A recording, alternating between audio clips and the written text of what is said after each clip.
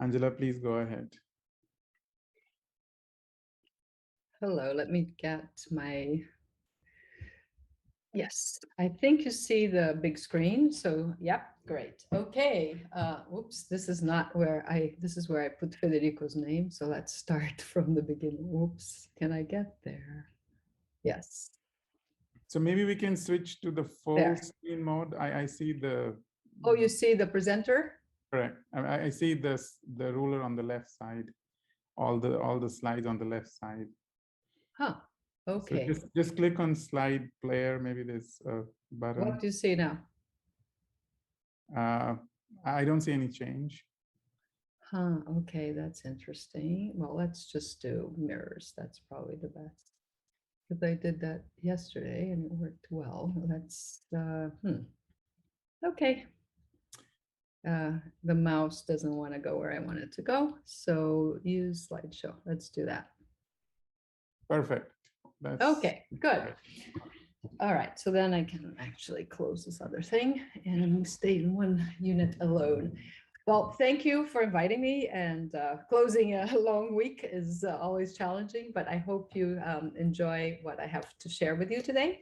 And it is a sequence of experiments or projects, telescopes that we are building and projecting into the future and trying to enlarge the capabilities of understanding both the origin of ultra-high energy cosmic rays and the neutrino astronomy, which IceCube started. And the two projects that we are working on are USO, which stands for Extreme Universe Space Observatory, and the types that I am leading are the super pressure balloon types. We have more USO observatories, but the super pressure balloon is our leadership here in the US. And we had one flight in 2017, and we're preparing for another flight that was supposed to be in 22, but given the pandemic, we're going to be flying in 23. And so USO SPB2 is what we're building right now, and we should be able to fly in 23 by doing tests in 22. And then we have a conceptual design of a project called POEMA. That is a probe class project, and it's called Probe of Extreme Multi-Messenger Astrophysics. And the idea there is to have two spacecraft looking down to do fluorescence type measurements like Auger, which Federico probably talked about a couple of days ago. And then we also have the ability to look at neutrinos, upward going neutrinos.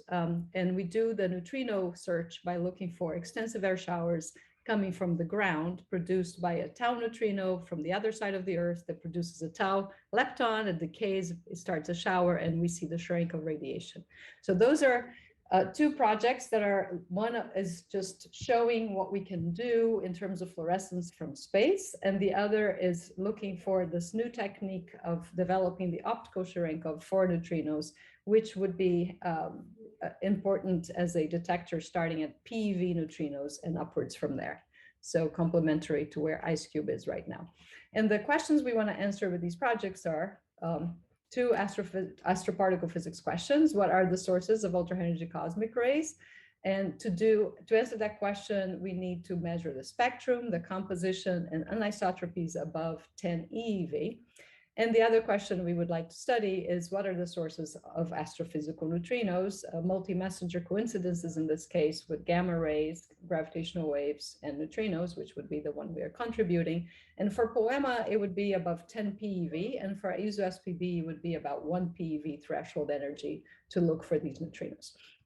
And obviously, we want to not only solve the astrophysical open questions, but also understand physics at energies much higher than what we can achieve, and probe things like supermassive dark matter, for example, which is sitting in the highest energies there. To use that kind of capability is to enlarge the orders of magnitude that we have for astronomy. So astronomy is, from radio to gamma ray is about 14 orders of magnitude.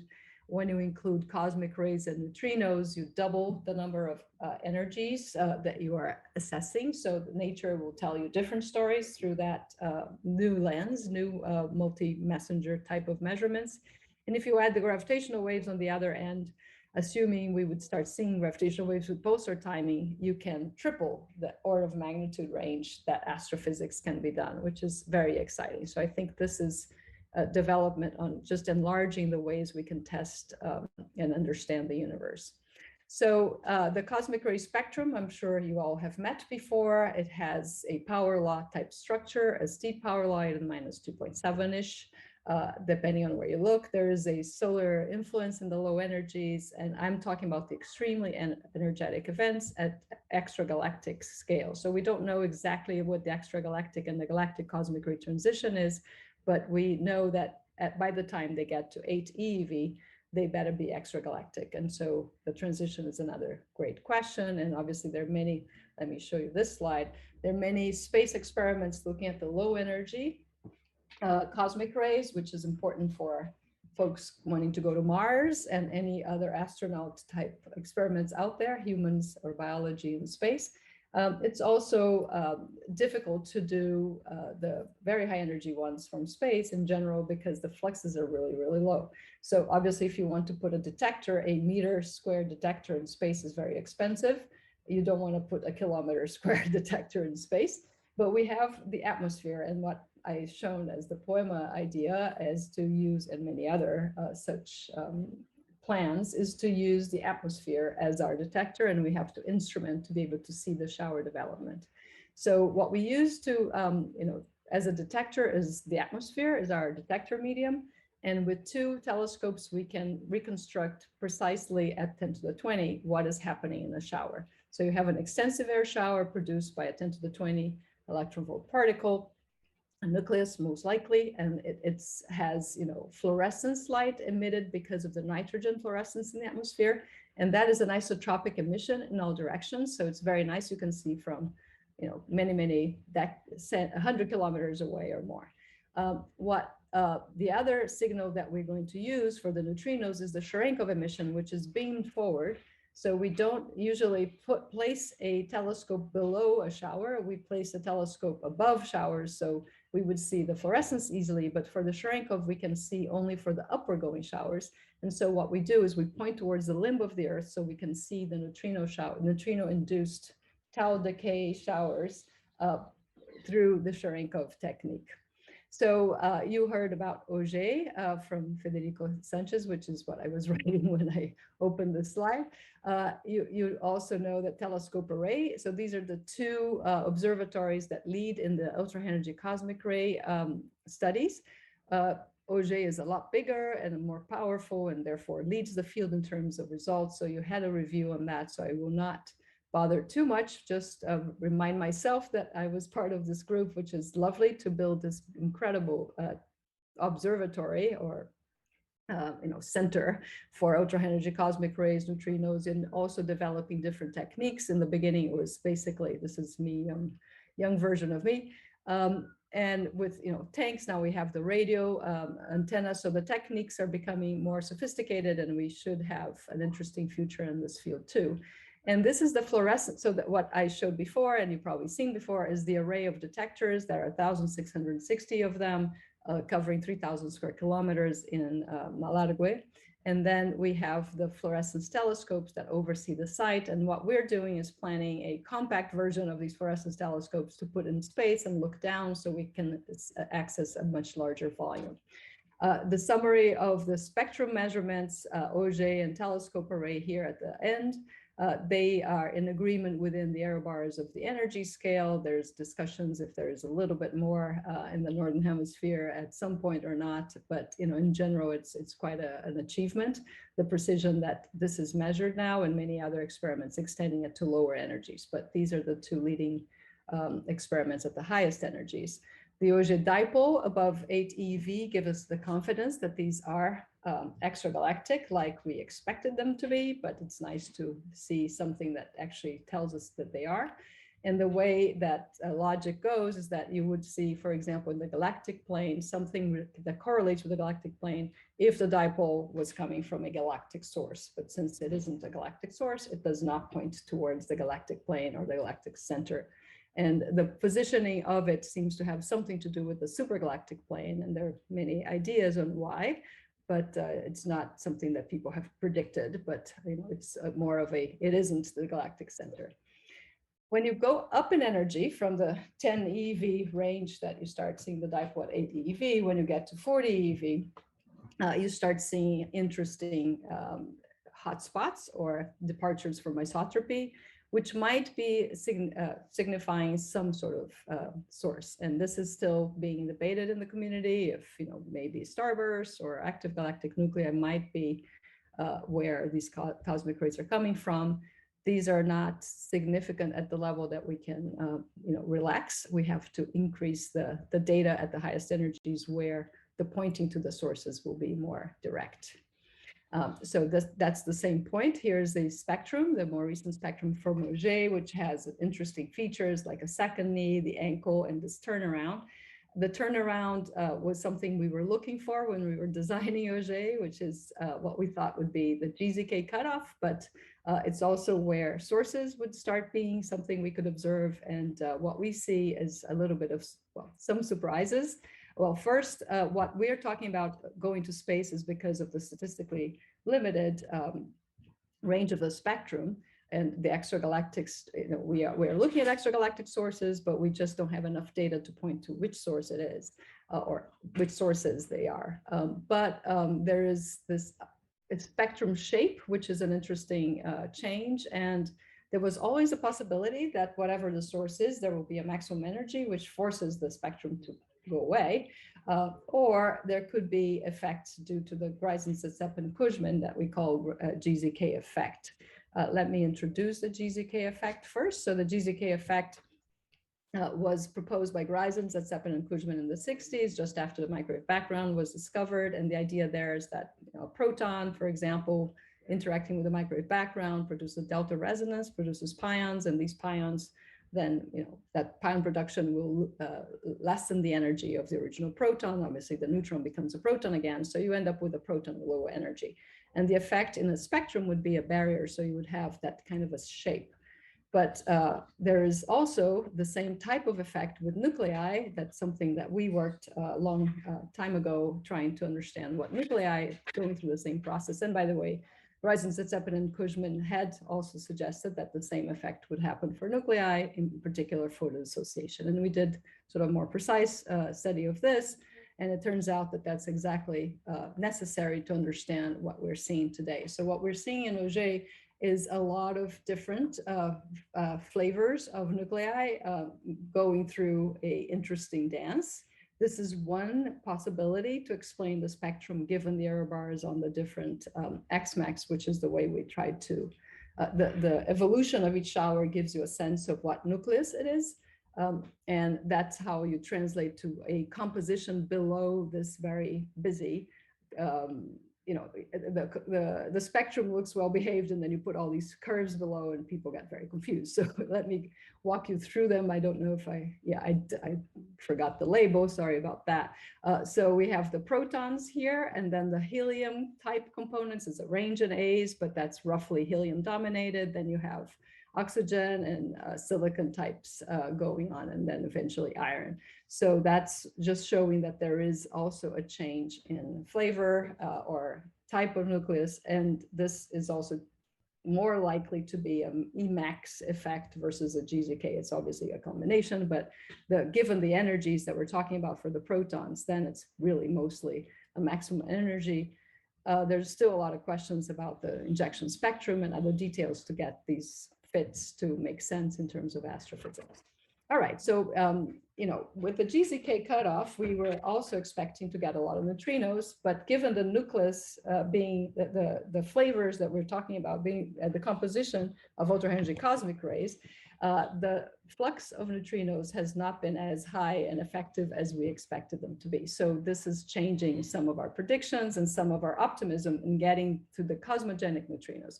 So here's a summary of the cosmic neutrino spectrum, starting with the cosmological ones, which are going to be tough to measure, the solar, the supernovae, the atmospheric ones, and finally what we can do with astrophysics, the astrophysical neutrinos that IceCube is observing, and then the cosmogenic ones that we were hoping to observe. Now this number, this flux has gone down quite a bit, given, well, let me just remind everybody that it's very exciting to do neutrino astrophysics, and at the low energies that has led to very interesting new physics.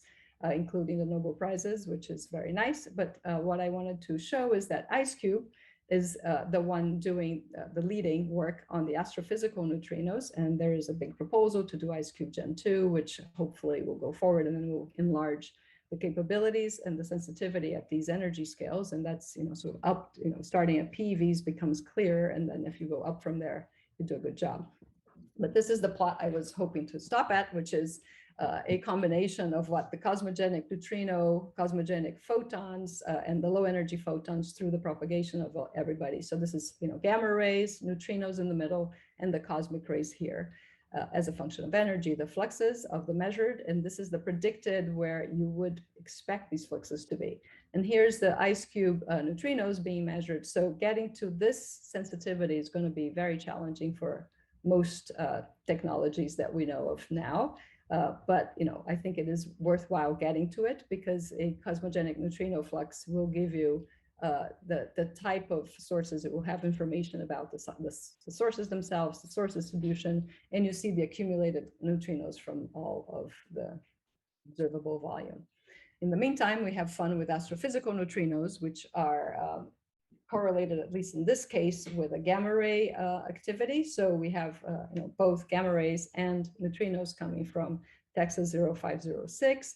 And this is the kind of science that we would like these projects that we're building to do. So targets of opportunity, having some flaring or some gravitational wave event, and then we would then discover or point towards the possible emission of neutrinos. This was one of these gravitational neutron star, the first neutron star merger that everybody tried to get data from. There were no neutrinos confirmed, but you have the Auger skimming and the Auger downgoing ranges here, and the banana shape from the gravitational wave. So this combined multi-messenger approach will give us a lot of information, but so far we don't have the gravitational wave with the neutrino yet, and that would be really nice to do in the next decade. So back to how the yellow part of my questions: how do we measure the spectrum, the composition, the anisotropies, and how do we do these multi-messenger coincidences? That's sort of the goal of these projects.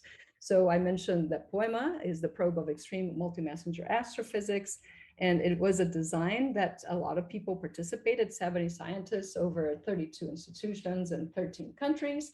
And this was done with help from engineers from NASA, and we got a grant from NASA to do the conceptual design. The idea there is to have two eyes, so two telescopes looking down and trying to be as precise as we can in observing the extensive air showers, like Auger, but obviously in space, so looking down. The kind of projection when we're looking down to do the more precise measurements is of the sort of São Paulo, Belo Horizonte, Rio type area on the ground. So it's a much bigger volume of atmosphere that we can observe. And if we want to do which is the other goal of the project, looking at the neutrinos that are coming up, neutrinos will be at least standard model neutrinos at these energies at tens of PeVs will be coming from from the limb all the way to minus 15 degrees from where we are. And so that range is going to be observing basically the limb to see these upper going showers from this region, and the volume then between the limb and where the telescope would sit is all going to be used also to do the fluorescence measurement. So you can do the fluorescence measurement and the upper going Cherenkov measurement at the same time, of different showers, not of the same shower. Okay, so that's the design that we came up with. So we made the mirror the biggest, and the driver to make the mirror the biggest is the ultra high energy cosmic ray energy threshold. So 4 meters diameter is what we compromised in. We started with 6, but the price tag got really high, so we ended up with 4 meters, which is basically the best diameter we can fit into a launch vehicle like the Atlas V.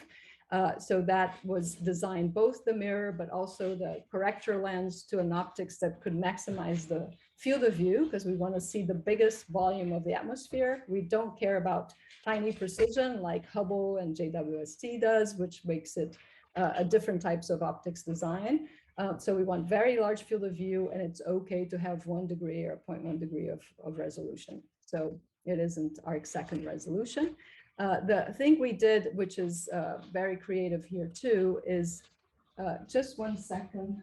Oh, there's people on the outside, yeah, making noises.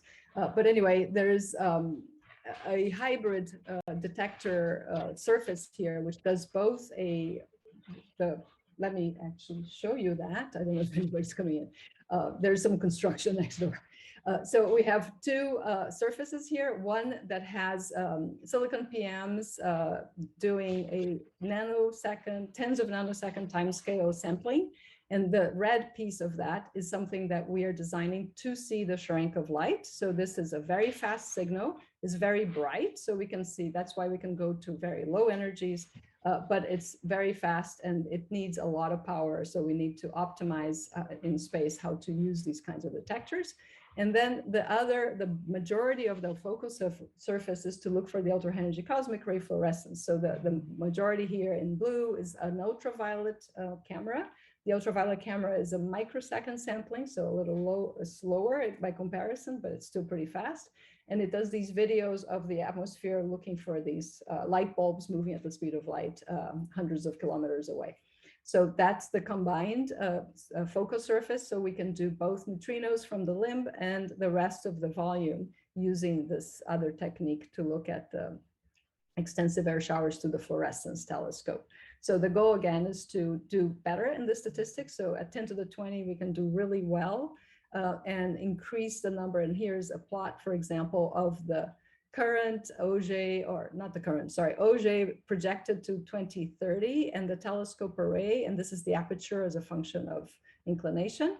And we start at 10 to the 19.7, 10 to the 20, we are basically comparable. And then at 10 to the 30, and then we go as you go to 10 to the 21, and who knows how much there is there, you get to an order of magnitude more. But this is the sort of projection of what POEMA would do starting in, when we do a 5-year mission, starting at the end of the decade, looking at what the other telescopes would be having at the end of the decade if they keep on at the same size and operating. I mean, TA would be 4 times the size it was when it had results as it's being built right now. And with that kind of exposure, we can really do a good job in sharpening these nearby starburst galaxies or AGN. So in this case, is a simulation of the starburst galaxy. So it would be a significant increase in exposure, above 50 eV, good energy, angular and shower, maximum resolution.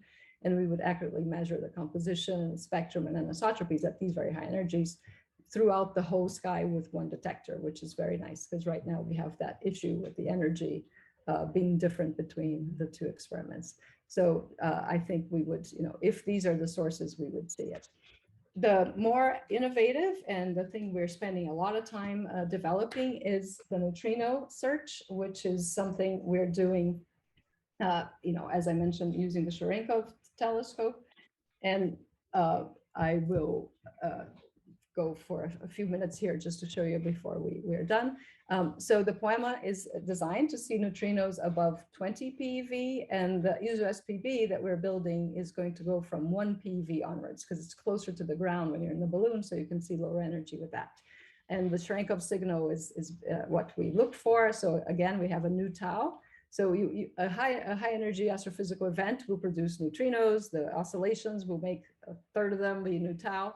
And then you have them going through the Earth, making a tau at the right position to make a shower by the decay of the tau. And that shower is what we are observing, okay? So here are many of the sources and a table telling you which ones are the most likely. So the most exciting thing to observe would be the neutron-star mergers. The second most likely for us to see would be tidal disruption events, and black hole only if it's a very dirty environment. If it's only black holes, we don't see anything. But if it is, if there are baryons around, they may get to nuclear density and do interesting neutrino emission.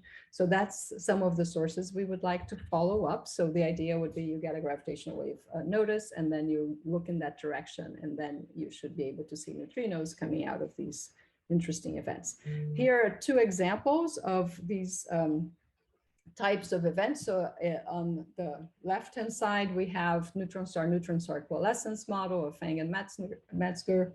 And then on the right-hand side is a soft gamma ray burst type, short gamma ray burst, type prediction. So that's harder to see. This is IceCube, Antares, and others that exist now in the POEMA type of sensitivity. So POEMA would increase at around 10 PeV, and then having able to see these kinds of models quite well. Obviously, this is all depending on where things are. So this is a 40 megaparsec and 5 megaparsecs. So depending on the distance, obviously, you could see easier or worse. But the neutron star coalescence, the neutrino emission can be very delayed. So, 10 to the 5, 10 to the 6 seconds after the actual event. So it's an interesting point that you have to keep looking, not just as the gravitational event happens, you have to keep looking for the neutrinos later.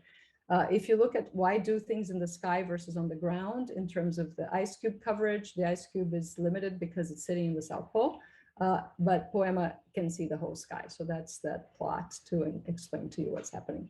So I hope, POEMA got clear. So we're going to do POEMA for above 20 PeV and for neutrinos, and extremely energetic cosmic rays above 20 eV.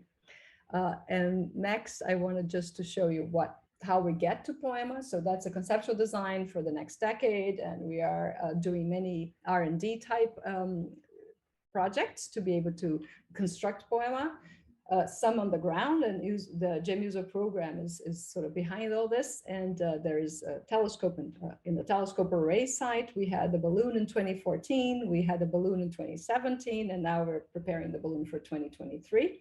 And Mini-USO is sitting right now in the International Space Station with cosmonauts like this guy, looking down to do our background. And then we have also a planned K-USO, which is a bigger version of what the cosmonaut has, also in the space station, that would be outside of the space station and working all the time. This one right now, the Mini-USO version, the cosmonauts turn it on and off, or astronauts, depending on which country they're from.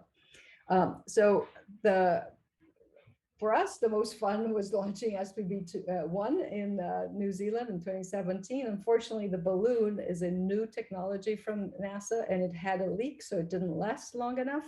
But the idea is that with these superpressure balloons, we stay at a fixed altitude, and we can go for 100 days around the Southern Ocean over and over, and might end up in Argentina, Chile, Peru, one of these places. So we launched in April of 2017. We were very excited. In principle, if you start here in 4 days, you would be crossing Latin America and then back and going around. There was a leak, and we ended up in Eastern Island, not quite making it to Chile. So, I mean, in the Eastern Island, yes, but not the continent, let's put it that way. But the winds are very stable. So in principle, you can keep going around Antarctica, which is going to be great to do. So 2022, NASA is going to launch next year 2 of these balloons, only with instrumentation, to make sure they understand what went wrong with ours, and so that they don't repeat the problem. So supposedly they understood some of it, have fixed it, and they'll do 2 test flights, which is one reason we are now flying in 23, because they're not doing scientific payloads until they can prove that the technology is safe enough. This is what happened to our balloon. So we had this leak, and so after 3 days, we were already going up and down, until eventually we had no more ballast, and we had to come down around Easter Island. So that was too bad. Now we're building this new one, which will be as close to POEMA as balloons get, because we'll have both telescopes, one for fluorescence and one for Cherenkov. The Cherenkov looking towards the limb, which is the one in blue here, pointed to the limb. And what we'll do, since neutrinos are very rare, we'll be looking for cosmic rays above the limb to show that we can see the Cherenkov emission. We know exactly what we're doing, and that these cosmic rays coming from above the limb have exactly the cosmic ray spectrum that we expect at the energies of, I guess it would be tens of PeV. When we look for the fluorescence, we look down, and that again, we will prove the technology for the multi-anode PMTs in the camera for fluorescence, the microsecond time scale, and the silicon PM ones for the Cherenkov emission. Here are some of the components. As of 6 months ago, we now have the structures that are designed here to hold the mirrors and then the camera. There's a large collaboration of folks from Europe, the US, and Japan contributing to this. This is the Cherenkov camera half built. This is the pieces of the fluorescence camera, and then the mirror elements. So we're getting very excited and really busy. So thanks for your attention. I hope you understood a little bit of our intentions here is to really try to optimize both capabilities of looking for ultra energy cosmic rays and neutrinos with something like a POEMA mission. In the meantime, we're developing these technologies, and we're very excited about 2023 having a flight in which, especially the Cherenkov technique, which has not been used at all in the optical sense, gets tested. And so this is what we're working on right now. And so the goal is to discover the origin of the highest energy cosmic rays and to observe high energy neutrino emission above 10 to the 16 electron volts from astrophysical events. Thank you very much. And I'll leave you with my launch video just for fun.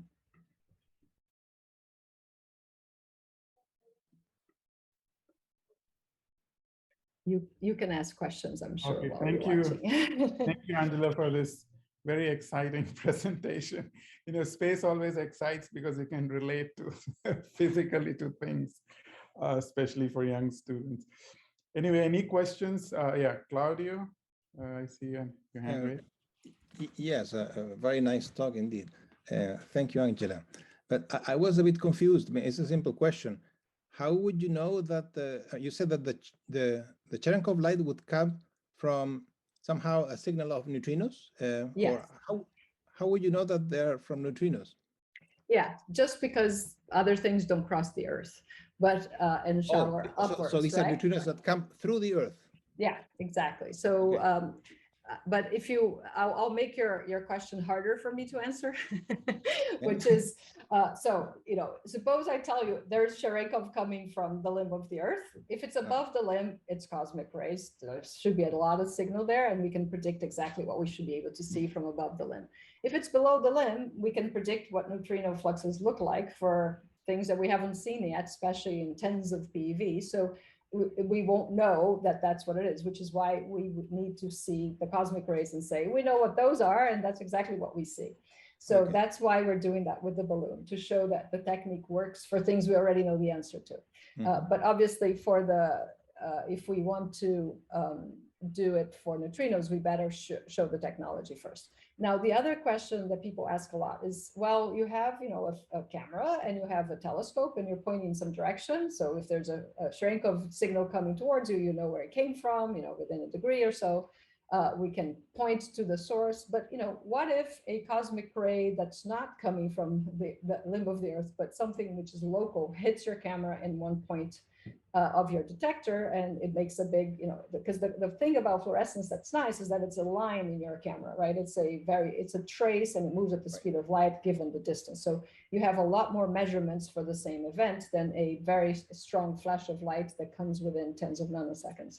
So the way to address that issue for now is that our design for SVB2 has a bifocal lens. So we split the signal into two. So from the mirrors, they get divided into two, and they hit two pieces of the camera that we know exactly what they should be. And so the correlation between these two pixels tells you that this is something that came from outside the telescope, not something that hit your camera. And so that's something we're implementing in this bit. What we want to do in the future is to do a joint balloon with, or maybe a space mission eventually, with also the radio folks. So the you know, people like Anita and Pueo, the next version, are using Cherenkov too, but in the radio signal. So I think having the radio and the optical is a lot more precise in terms of you know, angular resolution. But on the other hand, we only see at night when the sun and the moon are out of the way. So they can see during the day. And having both see the same Cherenkov signal would be very nice, you know, complementarity. So that's one thing that we're now designing for a hybrid mission with both technologies, just for the neutrinos, not for the cosmic rays. Mm-hmm. Oh, thank you. Any other questions?